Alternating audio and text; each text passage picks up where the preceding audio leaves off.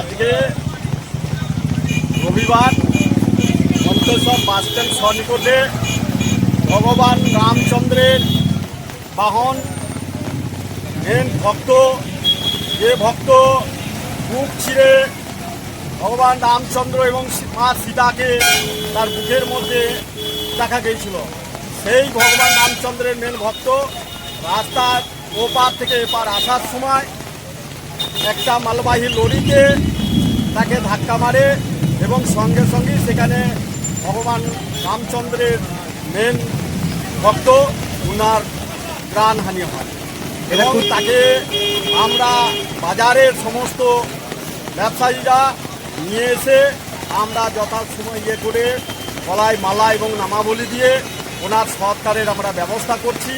বাজার কমিটি আমাদের যিনি সেক্রেটারি রয়েছে আছেন উনিও এসেছিলেন, এসে সকলেরই সহযোগিতায় আজকে ওনাকে আমরা সমাধি দেওয়ার একটা ব্যবস্থা করি। এটা কোথায় হয়েছে? এটা হচ্ছে মালডাঙ্গা বাস স্ট্যান্ড সন্নিকটে দিচ্ছেন আজকে আমরা সনাতনী ধর্মের প্রত্যেকটা মানুষকে এইটা সকলের সহযোগিতায় আমরা এই ওনার একটা মন্দির স্থাপন করার একটা আহ্বান জানাই। আমার নাম ঝুলন হাজরা, আমি ওই মালডাঙ্গারই একজন ব্যবসায়ী। আমি সনাতন ধর্মের একজন ভগবান রামচন্দ্রের একজন ভক্ত।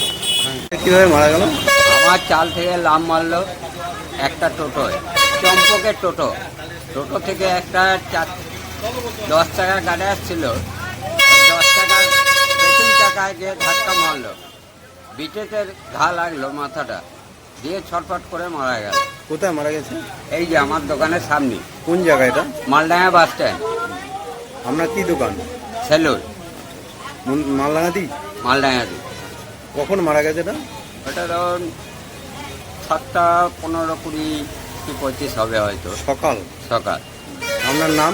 আমার নাম প্রশান্ত কারক, বাড়ি বাগাসন, গ্রাম বাগাসন। ছিল আমাদের দিকে একটা ডাম্পার যাচ্ছিল, রামের যে হনুমানজি এই দিক থেকে ওই দিকে যেতে গিয়েছিল, যাওয়ার সময় একটা ধাক্কা, দুর্ঘটনা আর কি, দুর্ঘটনা ওখানেই সঙ্গে সঙ্গে মারা যায়।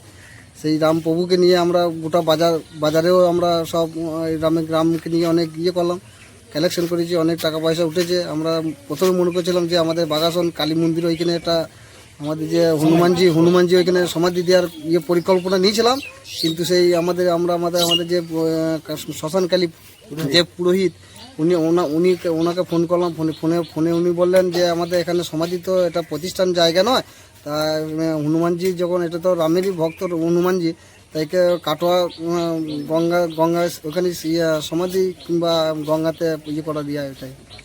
তাই জন্য আমরা আমাদের গোটা গ্রামের সকল গ্রামবাসীর কাছে যে যেমন পেরেছে সাহায্য করেছে, আমরা একটা বাস করেছি, আমরা হনুমানজিকে নিয়ে আমরা কাটোয়া রওনা দিই। কখন যাচ্ছেন? এই আমাদের তো সব লোকজন চলে এসেছে, আমরা আবার নিয়ে যাব। আমরা যে আমাদের বাগাসন গ্রামটা গোটা গ্রামটাই হরিনাম সংকীর্তন নিয়ে আমরা এই গ্রামটাকে ঘোরানো হলো। এবার আমরা একে নিয়ে রওনা দেবো কাটোয়া সৎ কাজ করার জন্য। আপনার নাম? আমার নাম হচ্ছে তন্ময় দলুই, বাগাসন।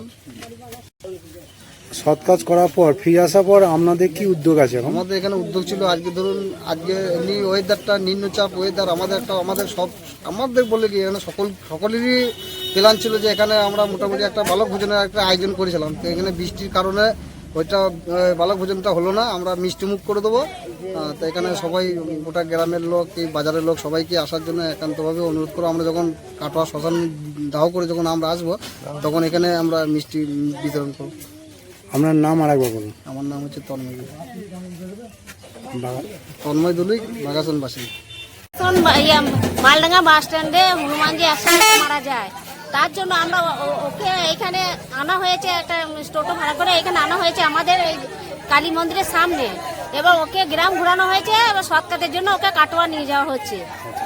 আমাদের গ্রামেরই ছেলেরা, বাগাসন গ্রাম দলিপাড়ার বাসিন্দা, সব দাসপাড়াও আছে। কি মারা গেছিল সকালবেলা? হনুমানজি, রামের প্রভু হনুমানজি। কি নাম আপনার? আমার নাম টুলু সাঁতরা। বাড়ি বাগাসন।